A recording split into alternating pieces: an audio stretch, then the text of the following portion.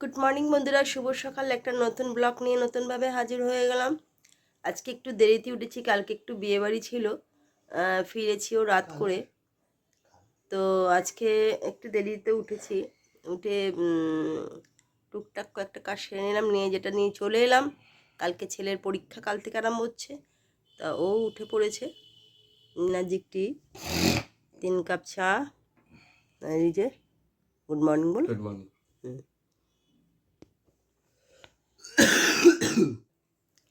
তো চলুন, আশা করি আপনারা সকলেই ভালো আছেন। আপনাদের ভালোবাসা ও আশীর্বাদে আমরা ঠিকঠাক আছি। আর কালকে ঠান্ডাটা মোটামুটি ছিল, আজকেও সকালে একটু আছে। তো শীতকালে ঠান্ডা পড়বে না সেটা তো হয় না, ঠান্ডা ঠান্ডার মতন পড়বে। তো চলুন আজকে এই সকালের ঠান্ডা ওয়েদারকে নিয়েই সামনের দিকে এগোই। চলে এলাম ব্রেকফাস্ট নিয়ে। তো চটজলদি বানিয়ে ফেললাম, যেটা হচ্ছে হাজব্যান্ডকেও টিফিনে দিয়ে দেবো আর ছেলেকেও দিয়ে দেবো। ওই কদিন ধরে মুসলি খাচ্ছে না, খেলতে আজ থেকে আর যাবে না, যেহেতু পরীক্ষা। কাল থেকে ওর পরীক্ষা আরম্ভ হচ্ছে, তার জন্যও যেটা খাবে সেটা হচ্ছে আজকে গরম করলাম, দেখে বললো মা আমাকে একটু দিয়ে দেবে। আলুর দম আর পরোটা করেছি সকালবেলা, বাবাকেও দিয়ে দেবো আর ছেলেকেও টিফিনে দিয়ে দেবো। ও বাড়িতে খেয়ে নেবে, বাবাকে টিফিনটা দিয়ে দেবো। চলুন, এরপর রান্না আছে দুপুরের লাঞ্চের, চটজলদি করতে হবে। তারপর দুপুরে আবার পড়ানো আছে, পড়ানো, কারণ যেহেতু ইংলিশ মিডিয়ামেরগুলো পরীক্ষা এখনও হয়নি, ওদের ফেব্রুয়ারির এন্ডে কিংবা মার্চের ফার্স্টে হবে, তার জন্যে সেগুলো পড়ানো আছে। তো এইভাবেই আজকে দিনটা চলবে। চলুন, আজ সকালে লাঞ্চে যেটা করছি, ঝুড়ো ঝুড়ো আলু পোস্ত করব, একদম মাখো মাখো। তো কম ঘিমে আছেই কিন্তু আমি করি। তো চলুন আলু পোস্তটা বানিয়ে নিই, এবার দেখাচ্ছি। পোস্ত রেডি হয়ে গেল, ঝুড়ো ঝুড়ো পোস্ত করে নিয়েছি। যদিও ছেলে একটু ঝোল ঝোল পছন্দ করে, বাবা আবার একটু শক্ত শক্ত বেশ মাখো মাখো পছন্দ করে, এই হয়েছে সমস্যা। তো দেখা যাক, কালকে ঝোল ঝোল করেছিলাম, আজকে কালকে বিয়েবাড়ি খাওয়া হয়েছে, তারপরে একটু পোস্ত ডাল বা একটুখানি ডিম ভাজা এরকম মুখে চাইছে বলে এটাই করে দিলাম। আজকে সকালে গেছিলাম চন্দননগরে, তো বললাম ওই সূর্যমোদকের রাবড়ি আনতে। তারপর ওখানে একটা তোমার কাজ ছিল, ফেরার সময় টোটো করে যখন ফিরছিলাম তখন দেখালাম স্ট্যান্ডঘাটটা থেকে আসার সময়। চন্দননগর এমন একটা জায়গা না, যতবারই এখান দিয়ে আসো না কেন, তো এত সুন্দর জায়গা দুধারটা। আর এই শীতকাল বলে প্রচুর লোকের সমাগম সকাল থেকেই হয়। সামনে হচ্ছে কি বলে চার্চ আছে, মিউজিয়াম আছে চন্দননগরে, এই সব দেখার জন্যে দূর থেকে লোকেরা এখানে প্রতিদিনই ভিড় জমা হয়। এবং স্ট্যান্ডঘাটটা এমন একটা সুন্দর জায়গা, সামনেই পাশে হচ্ছে কলেজ, তারপরে স্কুল, সব মিলিয়ে সবসময় স্ট্যান্ডঘাট জমজম থাকে। আর পাশেই গঙ্গা, মনোরম পরিবেশ একটা। তাই ফেরার সময় আমি যতটুকু পারলাম আপনাদের দেখানোর চেষ্টা করলাম। চন্দননগর একটা সুন্দর শহর, যার কথা যতই কম বলবো না কেন, যতই কম বলা হবে। আর একটা সুন্দর পরিবেশের মধ্যে চন্দননগর আমাদের সবসময় শোভা দেয় এবং আমাদের মনে রাখার মতন একটা স্থানীয় জায়গা। এদিকে ভাত চাপিয়েছি আর এদিকে তো পোস্ত হয়ে গেছে, শিম ঝাল করছি। অনেকদিন ধরে না শিম ঝাল আমার মা করতো, ভীষণ সুন্দর লাগতো। মায়ের মতন আমি পারি না, তবু আজকে ভাবছি একটু চেষ্টা করেই দেখি। সর্ষে বাটা দিয়ে শিম ঝাল করছি আর তার সঙ্গে একটা কাঁচা লঙ্কা বেটে নিয়েছি। চলুন, শিম ঝালটা কিন্তু মাখো মাখো করতে হবে আর শিমটা আস্তে আস্তে গলাতে হবে। শিম যদি না গলে তাহলে খেতে ভালো লাগবে, এবং লম্বা লম্বা শিম থাকলে নাকি ভালো। চলুন, করার পর আপনাদের দেখাবো। এখানে করেছি একটা পোস্তর বড়া, যেটা আমার হাজব্যান্ডের জন্য করেছি। পোস্ত করলে আমার পোস্ত বড়া করবো না, সেটা হয় না। এই পোস্তর বড়াটা যদি পায় না তাহলে ওর আর কিছু লাগবে না, এই পোস্তর বড়াটা দিয়ে ওর খাওয়া হয়ে যাবে। করছি চিকেনের বড়া, মানে চিকেন ক্যাপসিকাম বলছি, আর কর্নফ্লাওয়ার আর একটু ময়দা দিয়ে আর লঙ্কার গুঁড়ো দিয়ে ভালো করে নুন মিষ্টি দিয়ে একটুখানি মেখে আমার ছেলের জন্য এগুলো করি। ওর সামনে পাতে কিন্তু ভাত দিয়ে খেতে ওর মতনই করেছি 5টা, ও খেতে ভালোবাসে, তার জন্য করা। চলুন এগুলো ধিমে আঁচে হোক, তারপরে আপনাদের দেখাচ্ছি।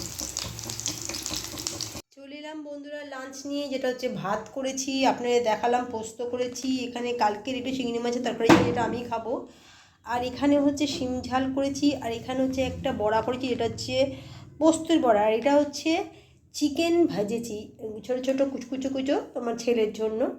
আজকে আর অন্য কিছু করিনি, কালকে বিয়েবাড়িতে খাওয়া হয়েছে অনেক কিছুই, তার জন্য সিম্পল রান্না করার চেষ্টা করেছি, এর বেশি কিছু রান্না বান্না করিনি। আমি একটু রেডি হয়ে গেছি চটজলদি, আমি আমার হাজব্যান্ডকে টিফিনটা দিয়েই আর কী বলে ভাতটা মানে লাঞ্চটা দিয়েই আমি একটু বেরোবো, একটা বিশেষ কাজে আছে, একটা জিনিস কিনতে যেতে হবে, তার জন্য বেরোবো এবং সেটা যাব চন্দননগরে।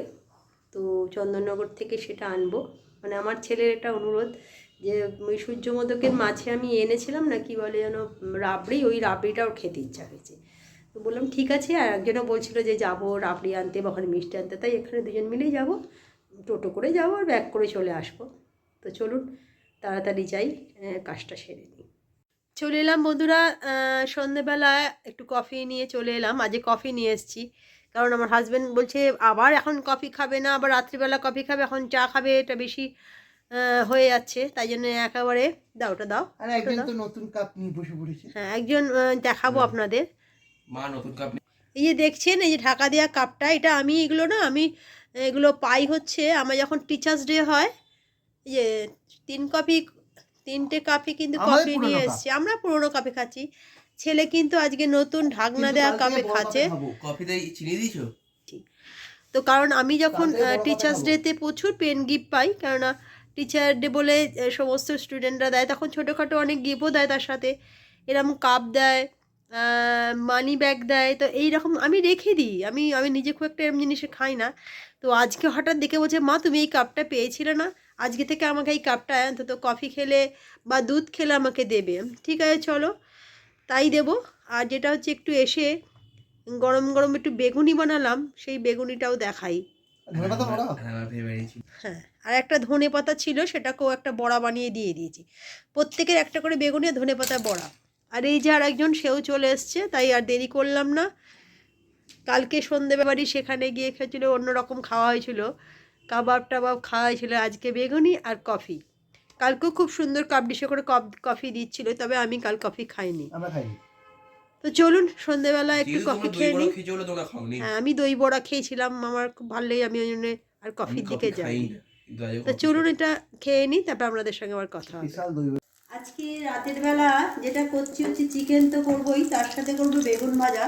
আর বেগুনটা কাটতে গিয়ে দিলাম একদিকে পোকা রয়েছে, তাই জন্য বেগুনগুলো ছোটো ছোটো পিস করে ফেললাম, করে দেখতে তো সুন্দর ছিল বেগুন। হ্যাঁ তো ভিতরে ছোটো ছোটো করে ভেজে নিলাম। চলুন এরপরে এখন মাংস করবো, আপনাদের দেখাবো। দেখতেই পাচ্ছেন একটু ক্যাপসিকাম, একটু আলু, অল্প একটু চিকেন ছিল, একেবারে মাখো মাখো, প্রতিদিনই উঠি দিয়ে খাওয়ানো দারুণ সুন্দর হয়, এটাই আজকে বানাচ্ছি। এবং এতে জল দেবো না কিন্তু আজকে, এই ঘুমে ঘুমে আস্তে আস্তেই হবে। তো চলুন হয়ে যাওয়ার পর আপনাদের দেখাচ্ছি। অলমোস্ট চিকেন আমার রেডি হয়ে গেল, একদম জল না দিয়ে ঘুমে ঘুমে আস্তে আস্তে ধিমে আছে করে ফেললাম, যেটা হচ্ছে ক্যাপসিকাম আলু দিয়ে চিকেন। চলুন আজকে রাতে ডিনারে এটাই হবে, সার্ভ করে দেখাচ্ছি। চলে এলাম বন্ধুরা রাতে ডিনার নিয়ে, আপনাদের দেখালাম বেগুন ভাজা করলাম, আর করলাম একটু চিকেন ক্যাপসিকাম আলু দিয়ে, যেটা ঘরে অল্পই চিকেন ছিল, সকালে ছেলেকে একটুখানি চিকেন ভেজে দিয়েছিলাম, আর এখন যেটা করলাম তো এটা দেখাই। হ্যাঁ এই তো নিশ্চয়ই অনেক কিছু করিনি, সেটা রুটি করলাম, এখানে সকালের ভাত একটু গরম করলাম, এই যে চিকেনটা করেছি আর বেগুন ভেজেছি। আর সকালে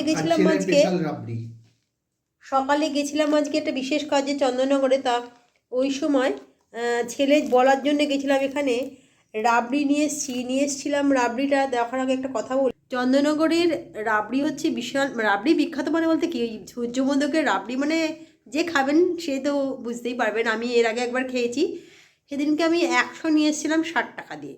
তো আজকে আমার ছেলের মানে আবদার ছেলে একটু বেশি করে নিয়ে আসবে, তো আজকে আমি ওখান থেকে 300 রাবড়ি এনেছি, 300 রাবড়ি মানে 180 টাকা। তো সকাল থেকেই আনার পর থেকে একবার ঘুরছে ফিরছে দুটো করে, ও যদিও মিষ্টি খায় না, কিন্তু রাবড়িটা ও খুব পছন্দ করে, আমি জানি না কেন, ও কিন্তু মিষ্টি অন্য মিষ্টি হলে খুব একটা খেতে চায় না। কালকে বিয়ে বাড়িতে গিয়েও কিন্তু সেরকম মিষ্টি খায়নি। তো রাবড়িতে মিষ্টিটা একটু কম থাকে ওর তো। জন্যে ও রাবড়িটা কেন এত পছন্দ করে, যদি হয় সূর্যমন্দিরের রাবড়ি, ওর জন্যই কিন্তু আজকে আমি রাবড়িটা একটা বিশেষ কাজ করে রাবড়িটা নিয়ে এসেছি শুধু ওর জন্যে। আর আমার সঙ্গে যে গেছিলেন আর একজন বৌদি, তো সে নিয়ে ওখান থেকেই রাবড়ি নিয়েছেন, উনি 100 নিয়েছেন, তো আমি ওখানে 300 নিলাম। ছেলেটা এত করে বললো, আর ঘুরতে ফিরতে খাবে আমি জানি, তো সবার জন্য আজকে নিয়ে এলাম। তো আর এইটুকুনি, ব্লগটাকে আর বাড়াচ্ছি না। যদি ভালো লাগে লাইক কমেন্ট শেয়ার করবেন, আমার পরিবারে একটু একটু করে হচ্ছেন, এরকমই আমার সঙ্গে থাকবেন। আগামী দিনও আপনাদের ভালোবাসা আশীর্বাদ থাকলে একটু একটু করে এগোতে পারবো, আমার পরিবারটা একটু একটু করে বড়ো হবে। পরিবার বড় হওয়া মানেই মেলবন্ধন হবে, আর মেলবন্ধন মানে একটা বিশাল জায়গা হবে যেখানে আপনাদের আমার সঙ্গে যোগাযোগটা বাড়বে, এবং বন্ধুত্বর কোনো শেষ নেই যদি বন্ধুত্ব ঠিকমতো রাখা যায়। তো চলুন, এই বলেই আজকে শেষ করছি। কালকে একটা নতুন ব্লগ নিয়ে নতুনভাবে হাজির হয়ে যাব, যদিও ঘরোয়া ব্লগ। আপনারা আমার সঙ্গে থাকবেন, কালকে আবার দেখা হচ্ছে।